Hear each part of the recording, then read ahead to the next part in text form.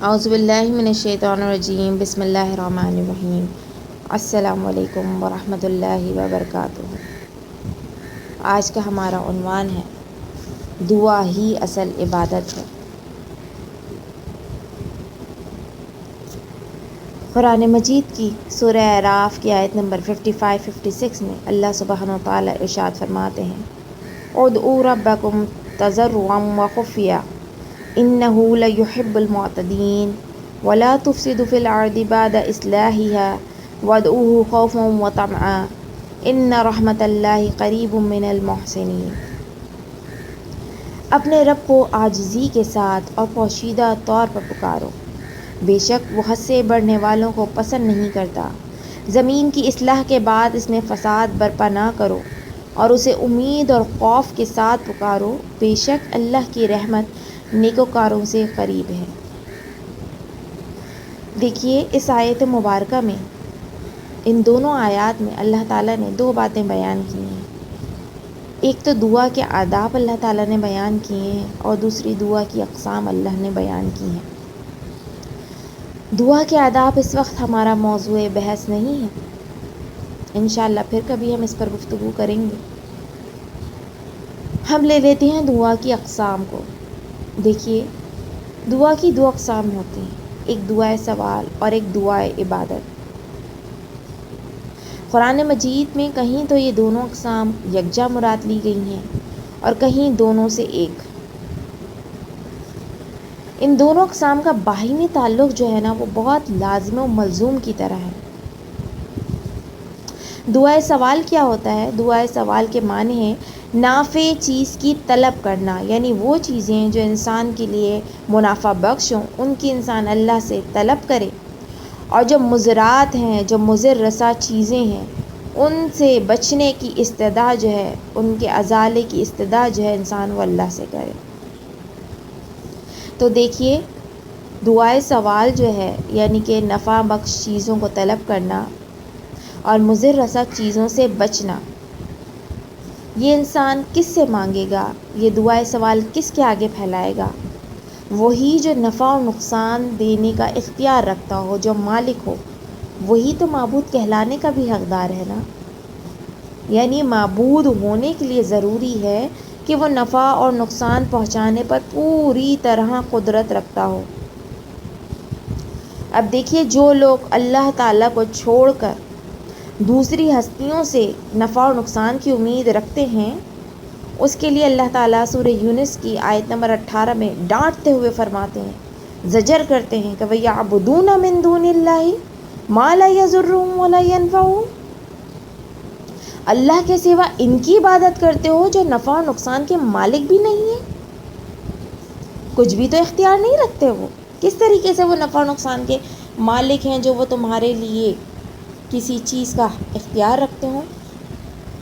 تو ایک ڈانٹنے والے انداز میں جو ہے وہ اللہ تعالیٰ نے یہاں پر فرمایا، اور اس کے مقابلے میں اللہ تعالیٰ نے ایک مومن کو جو صرف اور صرف اللہ پر ایمان رکھتا ہے، اس کے لیے کیا فرمایا ہے؟ اس کے لیے فرمایا ہے کہ وَإِذَا سَأَلَكَ عِبَادِي أَنِّي فَإِنِّي قَرِيبٌ، کہ کہہ دیجئے اے نبی صلی اللہ علیہ وسلم، میرے بندے میرے بارے میں دریافت کریں تو ان سے کہہ دو کہ میں ان کے قریب ہوں، نزدیک ہوں۔ اجیب دعوت الداعی اذا دعان، پکارنے والی کی پکار کو سنتا ہوں جب کہ وہ مجھے پکارتا ہے۔ سورہ بقرہ 186۔ تو دیکھیے، یہاں پر جو ہے اللہ سبحانہ تعالیٰ نے فرمایا کہ نفع و نقصان کا وہ کچھ اختیار نہیں رکھتے، اس لیے انسان کو کیا چاہیے کہ وہ کس کو پکارے؟ اللہ سبحانہ تعالیٰ کو پکارے۔ یہ تو ہو گیا دعائے سوال۔ دوسرا ہمارے پاس ہے دعائے عبادت۔ دعائے عبادت ہی اصل میں کیا ہے؟ اصل عبادت ہے۔ جو دوسری قسم ہے، در حقیقت وہ پوری کی پوری وہ عبادت ہی ہے۔ وہ قسم کیا ہے؟ وہ پوری کی پوری حقیقت میں عبادت ہی ہے۔ حدیث مبارکہ میں آتا ہے، حضرت نعمان بن بشیر رضی اللہ تعالی عنہ سے روایت ہے، انہوں نے کہا کہ آپ صلی اللہ علیہ وآلہ وسلم نے فرمایا کہ دعا ہی اصل عبادت ہے۔ دعا ہی اصل عبادت ہے، یعنی دعا عبادت ہی کا نام ہے۔ تو اب آپ یہ دیکھیے کہ دعا جب عبادت کا نام ہے تو مشرکین کہتے ہیں ہم کہاں عبادت کرتے ہیں غیر اللہ کی، ہم عبادت تو نہیں کرتے، ہم تو صرف اور صرف انہیں پکارتے ہیں، ہم ان کی عبادت نہیں کرتے۔ لیکن اللہ سبحانہ و تعالیٰ کیا کہہ رہے ہیں کہ نہیں، یہ تمہارا پکارنا ہی در حقیقت کیا ہے، عبادت کے ہم معنی ہے۔ اللہ تعالیٰ سورہ حامیم سجدہ کی آیت نمبر 47 میں فرماتے ہیں وَضَلَّ عَنْهُمْ مَا كَانُوا يَدْعُونَ مِنْ قَبْلُ، یعنی قیامت کے روز جن کو وہ دنیا میں پکارتے تھے، دیکھیں یہاں پر پکار کا لفظ آیا، یدعونا، پکارتے تھے، ذرا بھی کام نہ آئیں گے۔ اور یہ ان ہستیوں کو اللہ کو چھوڑ کر کیوں پکارتے تھے؟ وہ اس لیے پکارتے تھے، اس کی بھی حقیقت اللہ نے کھول دی کہ وہ کہتے تھے، سورہ زمر کی آیت نمبر 3 میں اللہ فرماتے ہیں کہ مَا نَعْبُدُوهُمْ إِلَّا لِيُقَرِّبُونَ إِلَى اللَّهِ زُلْفَىٰ، کہ ہم ان کی عبادت صرف اسی لیے کرتے ہیں کہ وہ ہم کو اللہ سے قریب کر دیں۔ پہلی بات ہے کہ دیکھیں اوپر پکار کہا اللہ تعالیٰ نے، اور اس کے بعد اس پکار کو ہی اللہ تعالیٰ یہاں عبادت کا نام دے رہے ہیں۔ ما نعبدو، نعبدو کا لفظ جو ہے وہ عبادت کا اللہ تعالیٰ نے یہاں پر لایا ہے کہ وہ جو پکارنا ہے وہ در حقیقت عبادت ہے، اور عبادت کس کی جائز ہے؟ اللہ ہی کی جائز ہے۔ جبکہ یہ عبادت کیوں کر رہے ہیں ان غیر اللہ کی؟ اس لیے کر رہے ہیں کہ یہ ہمیں اللہ کے قریب کر دیں گے، اللہ ہم سے بڑا دور ہے، وہ کہتے ہیں ان کا تصور اللہ ہماری سنتا نہیں ہے، تو وہ ہمیں اللہ کے قریب کر دیں گے۔ تو اللہ تعالیٰ نے ان دنیاوی معبودان باطلہ کی حقیقت کو بھی کھول دیا۔ اللہ نے کہا جن لوگوں کو تم اللہ کو چھوڑ کر پکار رہے ہو ان کا حال کیا ہوگا؟ وہ جہنم کی آگ کا ایندھن بنیں گے۔ انکم وما تعبدون من دون اللہ حسب جہنم، انبیاء آیت نمبر 98۔ بے شک تم اور جن کو تم اللہ کے سوا پوچھتے جہنم کی آگ کا ایندھن بنا دیے جائیں گے۔ تو دیکھیے ایسی آیتیں جو قرآن مجید کی ہیں، اور بے شمار آیتیں اس ٹائپ کی، اس قبیل سے تعلق رکھنے والی بے شمار آیتیں ہیں۔ تو مشرکین کا اپنے معبودان باطلہ کو پکارنا ان کی عبادت کے ہی ہم معنی اللہ تعالیٰ نے قرار دیا ہے۔ اللہ سبحانہ و تعالیٰ تو ارشاد فرماتے ہیں کہ فَادْعُوا اللَّهَ مُخْلِصِينَ لَهُ الدِّينَ، کہ اللہ کو پکارو اس کے لیے دین کو خالص کرتے ہوئے۔ اور اس کے ساتھ ساتھ مزید فرماتے کہ ان ربی لسمیع الدعاء، کہ بے شک میرا رب دعا کو سننے والا ہے۔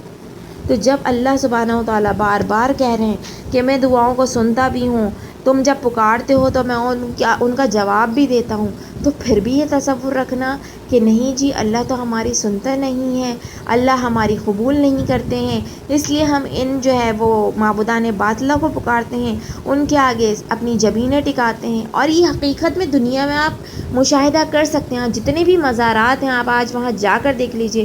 ابھی ریسنٹلی جو ہے وہ لال شہباز قلندر کا جو چادر چڑھانے والی جو رسم ہوتی ہے کوئی، وہ جو ہے وہ ہوا ہے، اور آپ یوٹیوبس کے چینلز پر اٹھا کر دیکھ لیجئے، یوٹیوب کے چینلز پر بھری پڑی ہیں ایسی ویڈیوز کہ وہ جو ہے وہ طواف کر رہے ہیں وہاں پر، اور مطلب وہاں کے کنویں کا پانی کو وہ آب زمزم سمجھ کے پی رہے ہیں۔ عجیب و غریب قسم کے عقیدے، جو عبادات محض اللہ سبحانہ تعالیٰ کے لیے خالص تھیں، انہوں نے وہ تمام عبادتوں کو وہاں پر جو ہے وہاں پر جھکنا، تعظیم کرنا، منت مرادیں مانگنا، سجدے کرنا، رکوع کرنا، طواف کرنا، در حقیقت ہر وہ چیز جو عبادت کے مفہوم میں شامل ہے انہوں نے غیر اللہ کے لیے جو ہے وہ اس کو پیمانہ قرار دے دیا کہ جی یہ ہم سب کریں گے تو یہ ہستیاں ہم سے خوش ہو جائیں گی اور ہمیں اللہ کے قریب کر دیں گی۔